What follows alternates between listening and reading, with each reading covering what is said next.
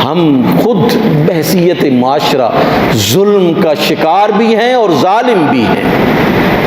ظلم کا شکار ہم حکمرانوں کی وجہ سے ہیں، اور اس کا جو ری ایکشن آتا ہے ہم دوسروں پر ظلم کرتے ہیں، دوسروں کے ساتھ زیادتی کرتے ہیں کہ میرے ساتھ ہو رہی ہے، میرے ساتھ زیادتی ہو رہی ہے اس لیے میں بھی کروں گا۔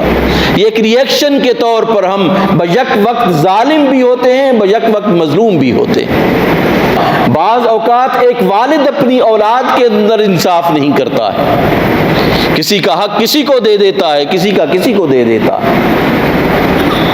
بیٹیوں کا حق ہم بیٹوں کو دے دیتے ہیں، وراثت میں جو ہے وہ خیال نہیں کرتے کہ اللہ نے مجھے حکم ارشاد فرمایا ہے کہ جیسے بیٹے کا میری وراثت میں حق ہے اسی طرح بیٹیوں کا بھی میری وراثت میں حق ہے۔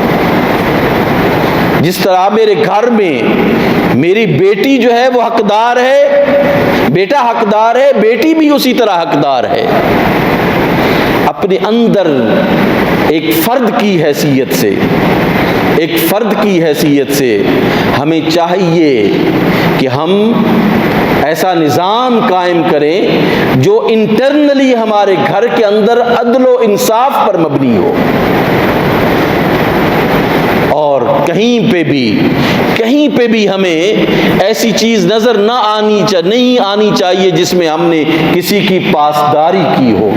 حکمرانوں کا تو اور فرض بن جاتا ہے کہ وہ ایک ایک قدم پر جو ہے وہ اس بات کا خیال رکھیں کہ کوئی رشتہ دار ان کی رشتہ داری کی وجہ سے ناجائز جو ہے وہ مفاد نہ اٹھا لے۔ لیکن یہاں تو میرے اس ملک میں تو ہے ہی وہ شخص جو اپنی دوستی کی وجہ سے، اپنی رشتہ داری کی وجہ سے جو ہے وہ فائدے اٹھاتا ہے۔ یہاں پہ تو مفادات جو ہے وہ اپنے خاندان کے علاوہ غرباء کی طرف، یہ عوام کی تو صرف محض بات کی جاتی ہے۔ سیدنا عمر فاروق رضی اللہ تعالی عنہ پر جب حملہ ہوا اور آپ کو پتہ چل گیا کہ اس حملے کے بعد جو ہے وہ میں شاید زندہ نہ رہ سکوں، تو آپ رضی اللہ تعالیٰ عنہ نے ایک کمیٹی بنائی کہ میرے بعد کون امور مسلمین کا ذمہ دار ہوگا، میرے بعد کون خلیفہ ہوگا۔ لوگوں نے آ کے جب پوچھا کہ آپ کے بعد ہم امور مسلمین کا انچارج کس کو بنائیں، امور مسلمین کا ذمہ دار کون ہونا چاہیے، سیدنا عمر فاروق رضی اللہ تعالیٰ عنہ نے نہایت تاریخی بات اور عظیم بات کی۔ آپ نے فرمایا عبداللہ ابن عمر کے علاوہ جس کو چاہو تم بنا لو، عبداللہ ابن عمر کے علاوہ جس کو چاہو تم بنا لو، تمہیں اجازت ہے، لیکن عبداللہ ابن عمر کو میں کہہ رہا ہوں کہ تم نے عبداللہ ابن عمر کو، میرے بیٹے کو جو ہے وہ میرے بعد خلیفہ نہیں بنانا ہے۔ آج ہمارے حکمران تو کہتے ہیں کہ ہمارے بیٹوں کے علاوہ کوئی حقدار ہی نہیں ہے۔ اس نظام میں جہاں پر ایسی صورتحال پیدا ہو تو کیسے جیا جا سکتا ہے، عوام الناس کیسے جئیں گے؟ ہمیں عادل اور منصف مزاج لوگوں کی ضرورت ہے۔ رسول اللہ صلی اللہ علیہ وآلہ وسلم کی سیرت طیبہ پر عمل کرنے والے لوگوں کی ہمیں ضرورت ہے۔ ہمیں غریب کو اس کے دروازے پر انصاف پہنچانے والے حکمرانوں کی ضرورت ہے۔ ہمیں غرباء کا پہلے حق ادا کرنے والے حکمرانوں کی ضرورت ہے۔ ہم خود بحیثیت معاشرہ ظلم کا شکار بھی ہیں اور ظالم بھی ہیں۔ ظلم کا شکار ہم حکمرانوں کی وجہ سے ہیں، اور اس کا جو ری ایکشن آتا ہے ہم دوسروں پر ظلم کرتے ہیں، دوسروں کے ساتھ زیادتی کرتے ہیں کہ میرے ساتھ ہو رہی ہے، میرے ساتھ زیادتی ہو رہی ہے اس لیے میں بھی کروں گا۔ یہ ایک ری ایکشن کے طور پر ہم بیک وقت ظالم بھی ہوتے ہیں، بیک وقت مظلوم بھی ہوتے ہیں۔ اور یہ نظام کی پریشانی کی وجہ سے رسول اللہ صلی اللہ علیہ وآلہ وسلم کی سیرت طیبہ پر اگر ہم عمل کرتے تو خدا گواہ ہے کہ ایسی صورتحال جو ہے وہ کبھی بھی پیدا نہ ہوتی۔ ہم نے مساوات کا جو اصول تھا، سب کے لیے ایک قانون، اس کو چھوڑ دیا۔ ہمارا یہاں غریب کے لیے اور قانون ہے، امیر کے لیے اور قانون ہے۔ یہاں سب کچھ فار سیل ہے، بڑی بدقسمتی ہے اس ملک میں، اور ہم اس میں برابر کے شریک ہیں، عوام الناس اس میں برابر کے شریک ہے۔ اگر ہم اپنے آپ کو درست نہیں کریں گے تو کوئی بھی ہمیں درست کرنے کے لیے نہیں آئے گا۔ اگر ہم اپنے حقوق کا خیال نہیں رکھیں گے تو کوئی بھی ہمارے حقوق کا خیال نہیں رکھے گا۔ اگر ہم اپنے فرائض پر عمل نہیں کریں گے تو ہمیں یہ خیال نہیں کرنا چاہیے کہ ہمیں اپنے حقوق جو ہے وہ ملیں گے۔ فرائض منصبی جو اللہ نے اللہ کی طرف سے، ریاست کی طرف سے، ملک کی طرف سے، وطن کی طرف سے ہمارے اوپر جو عائد ہوتے ہیں، ان کو نبھانا ہمارا فرض ہے۔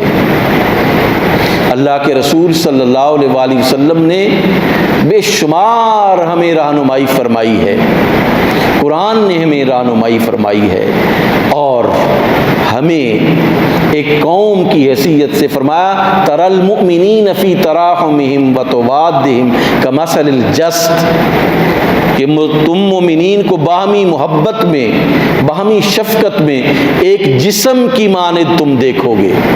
اِذَا اشْتَكَىٰ مِنْهُ عُضْوٌ تَدَاعَىٰ لَهُ سَائِرُ الْجَسَدِ بِالسَّهْرِ وَالْحُمَّىٰ کہ جب جو ہے وہ کسی ایک عضو کو تکلیف پہنچتی ہے تو پورا جسم جو ہے وہ بخار سے، پورا جسم تکلیف سے جو ہے وہ یعنی ہل جاتا ہے، پورا جسم وہ تکلیف محسوس کرتا ہے۔ کیا ہم پاکستانیوں میں یا پوری امت مسلمہ میں آج یہ کیفیت موجود ہے کہ ہم تو کسی مظلوم کو دیکھ کر آنکھیں چرا کر چلے جاتے، راستہ چھوڑ جاتے؟ آج ظلم کو ہم دیکھتے ہیں اور آنکھیں پھیر کر چلے جاتے ہیں، زیادتی کو دیکھتے ہیں اور آنکھیں پھیر کر چلے جاتے ہیں۔ ہمارے رویے اس حد تک جو ہے وہ خطرناک ہو چکے ہیں کہ ہم ظلم کو ظلم ہی نہیں سمجھتے، ہم زیادتی کو زیادتی ہی نہیں سمجھتے۔ آج ہمارے حکمرانوں میں یہ بات ہے کہ وہ کرپشن کو کرپشن ہی نہیں سمجھتے، غلط بیانی کو غلط بیانی ہی نہیں سمجھتے، وعدے وعید کو کوئی حیثیت نہیں دیتے۔ ہم سب جو ہے بحیثیت قوم ہمیں ریویو کرنا چاہیے، اپنی شخصیات کا ہمیں ریویو کرنا چاہیے، ہمیں سوچنا چاہیے کہ ہم کس سمت جا رہے ہیں، بحیثیت قوم ہم جو ہے وہ کس سمت جا رہے ہیں۔ یہ تباہی اور بربادی کا راستہ ہے۔ قومیں ایسے نہیں اٹھتی، قومیں ایسے جو ہے وہ ترقی کے راستے پر گامزن نہیں ہوتی۔ ہمیں جسد واحد کی طرح بحیثیت مسلمان قرآن و سنت پر جو ہے وہ عمل کرنا چاہیے، اتحاد و یگانگت کے وہ زرعی اصول جو قرآن نے ہمیں عطا فرمائے، وَاعْتَصِمُوا بِحَبْلِ اللَّهِ جَمِيعًا وَلَا تَفَرَّقُوا کا حکم قرآن نے ہمیں عطا فرمایا کہ اللہ کی رسی کو مضبوطی سے تھامو اور تفرقے میں مت پڑو۔ یہ تمام قوم جو بکھری ہوئی کیوں ہے؟ صرف اس وجہ سے ہے کہ حکمران ہمارے اوپر جو مسلط کیے گئے ہیں یا کیے جاتے ہیں وہ اللہ اور اس کے رسول سے خوف کرنے والے نہیں ہیں۔ آئیں ہمیں انفرادی طور پر یہ عہد کریں کہ کم از کم ہم اپنے فرائض اس ملک کے لیے، اس وطن کے لیے، مسلم قوم کے لیے، اس ریاست کے لیے، اس سرزمین کے لیے اپنے فرائض منصبی جو ہے بخوبی طور پر سر انجام دیں گے۔ ایک فرد اگر درست ہو جائے تو معاشرہ درست ہو سکتا ہے۔ اللہ سبحانہ و تعالی ہمیں عمل کی توفیق نصیب فرمائے۔ وما علینا الا البلاغ المبین۔